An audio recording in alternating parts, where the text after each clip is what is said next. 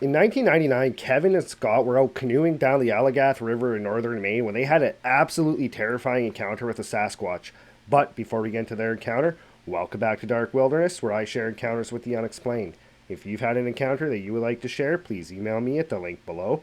And if you like today's story, please gently slap that like button, as I'll be uploading multiple times every week. So when you get to the Allagash Falls portage, do not leave the subscribe button behind so you don't miss out on any future content. Now, let's get into today's encounter. Today's encounter comes from Kevin and from Scott, and it happened in 1999 while they were canoeing the Allagash River in Northern Maine.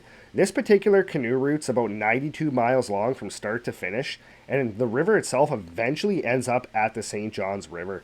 Now, the Allagash River is very popular for canoeing in Maine, not only because of the absolutely breathtaking scenery and the fact that it runs right alongside the Appalachian Mountains, but what draws a lot of people to this particular river is one section of the river that's called the Chase Stream Rapids, and it's located just past the Churchill Dam. It's a few miles of a Class 2 rapid, and that's what draws a lot of people to this particular river in Maine, is that section of rapids. And that just so happened to be the part of the river and the part of the trip that Kevin and Scott were looking forward to the most. They had done this canoe route a couple years before with Scott's dad and his family, but they had never done this river solo before, and they were really looking forward to tackling that chunk of rapids on their own. So when they started their trip, they were starting from a point called Chamberlain Lake. And their plan was they were going to take 7 days to go from Chamberlain Lake all the way down the Allagash River to the Allagash Village.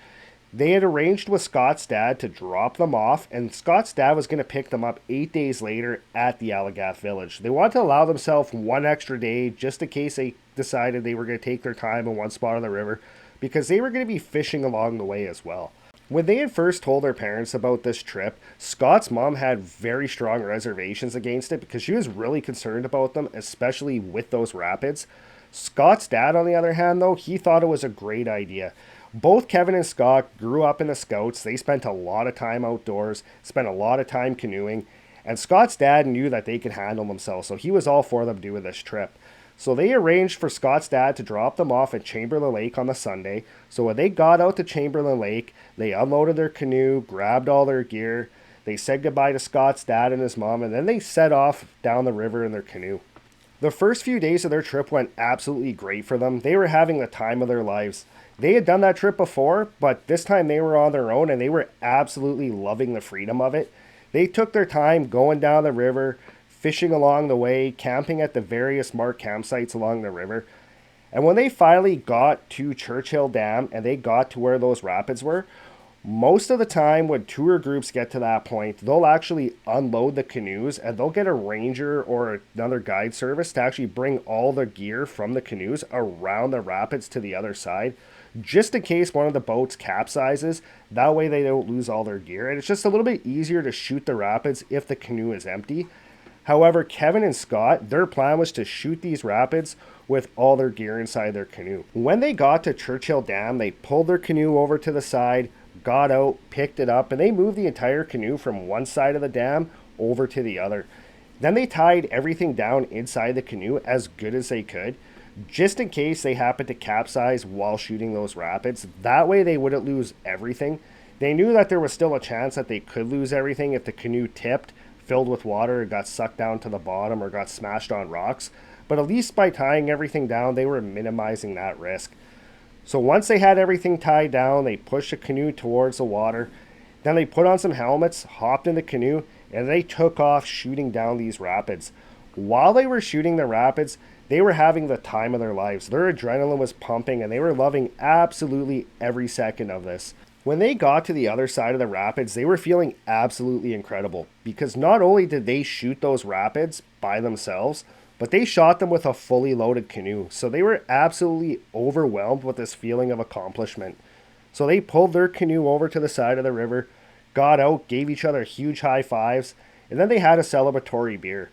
For the next couple of days, that feeling did not leave them. They were still feeling pretty on top of the world, but they were looking forward to another part of the river coming up, and that part of the river is called the Allagash Falls.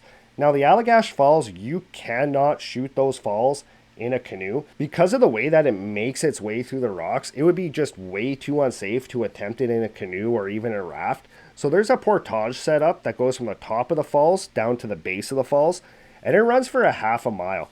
Now, they were looking forward to this part of the trip because they were looking forward to seeing those falls, and they had actually planned to camp not far from the base of them as well. Now, on the day that they were set to actually do this portage, they actually lost track of time. They got sidetracked while fishing, and by the time they got to the portage, it was about an hour before dark. So they kind of discussed among themselves whether or not they were going to do the portage in the dark or if they were just going to camp up at the top of the falls. They both decided, you know what, it's not that bad. It's a half a mile. So they decided they were going to carry all their stuff down and they were going to do the portage that night in the dark. Now, it was going to take them 3 trips to get all their gear down. Their first trip was going to be their packs along with their fishing equipment. Their next trip was going to be all their camping gear, and then they were going to come up and get their canoe on the third and final trip. So they grabbed their pack and their fishing gear, and they made their way down that half-mile trek down to the base of the falls. When they got down there, they dropped their gear off, they turned around, and they headed back up to the top of the falls again. Once they got up there, they grabbed their second batch of equipment, which was their camping gear, their tent, their camp stove, and stuff like that, turned around, and they started making their way back down again. When they were about 200 yards from the base of the falls, all of a sudden they noticed that the air absolutely stunk. They said it smelled like garbage, and it really stood out to them because they had not smelled anything like that on the trip yet. So they kind of were trying to figure out what was making that smell, why it smelled like that. And they actually kind of got a little bit mad because they thought maybe somebody had left a bag of garbage right on the trail or something. But they tried to brush it off, and they kept going down towards where they had left their gear. They made it about 100 yards, so now they're about 100 yards from their gear.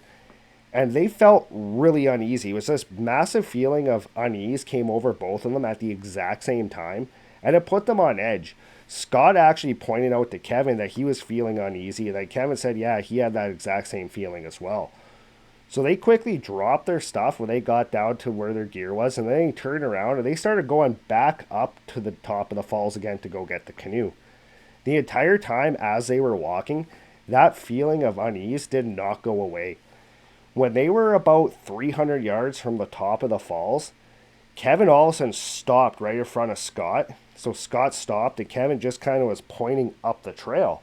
So Scott looked at what Kevin was pointing at, and right in the middle of the trail, about 100 yards in front of them, he saw this absolutely massive human silhouette right in the middle of the trail. He said this guy was absolutely huge, so he was looking at them trying to figure out why they're standing there. And all of a sudden they noticed that that silhouette was actually moving towards them. When it got about 50 yards from them, it made a slight turn and then just ventured off into the woods and disappeared into the dark. Both guys kind of stood there for a second, kind of trying to figure out what they just saw in front of them and why somebody would be there. But they could still not shake that feeling of unease that they had when they got down to their gear. So they decided at this point they were just going to hightail it, get their canoe, get it down to the base of the falls, and they were going to take off. So they picked up the pace, got up to the canoe, and right before they went to pick it up, they noticed that they could hear what sounded like really heavy breathing coming from the woods kind of off to their side about 30 yards into the trees. They turned on their headlamps, and they could not see anything in the bush at all. It was just way too thick. So they stood there for a second listening to this breathing, and they decided that's it. They picked their canoe up, and they started hightailing it down the trail towards the base of the falls.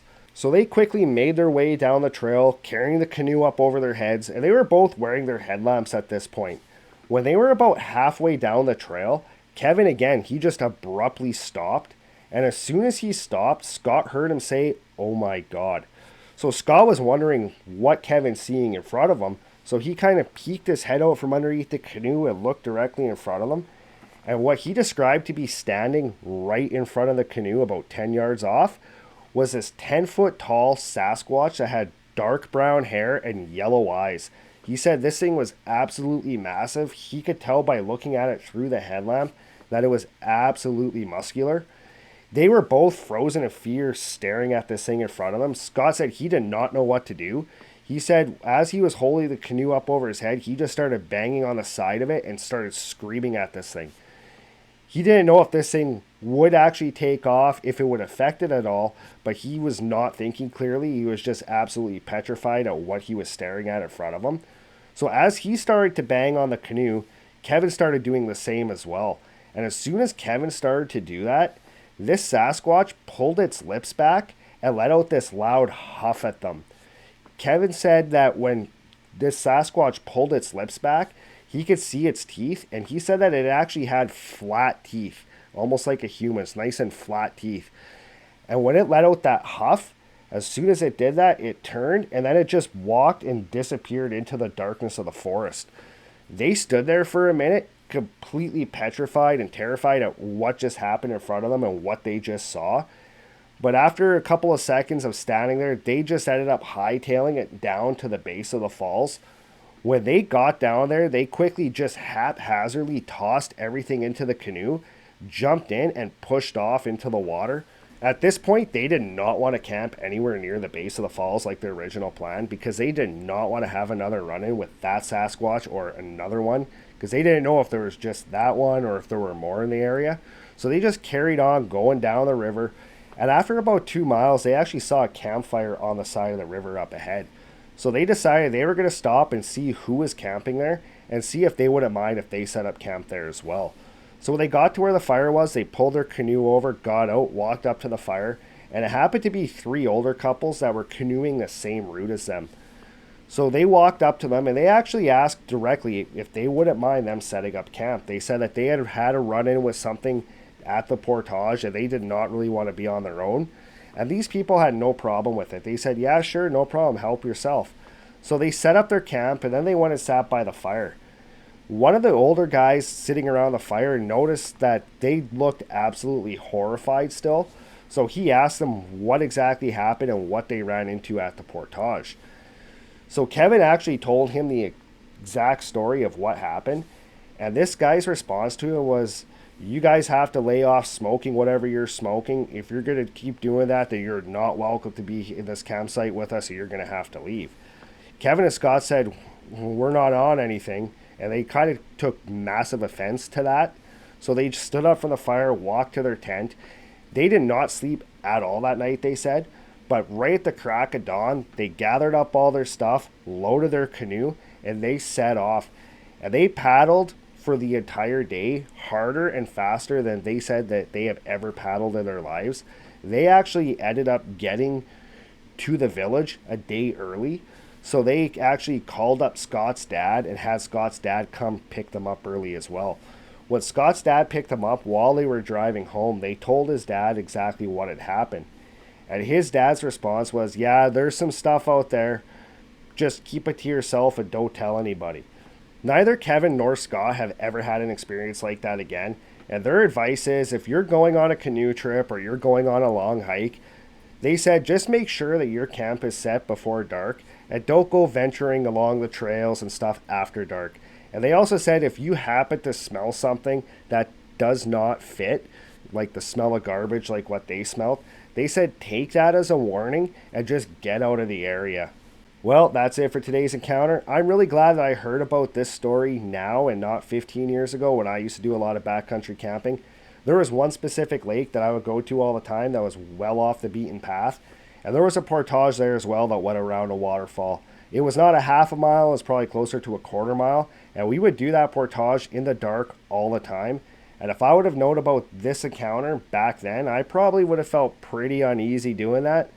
But guys, as always, thanks for joining us. If you have any comments, please leave it in the comments below. I'd love to hear your thoughts on this.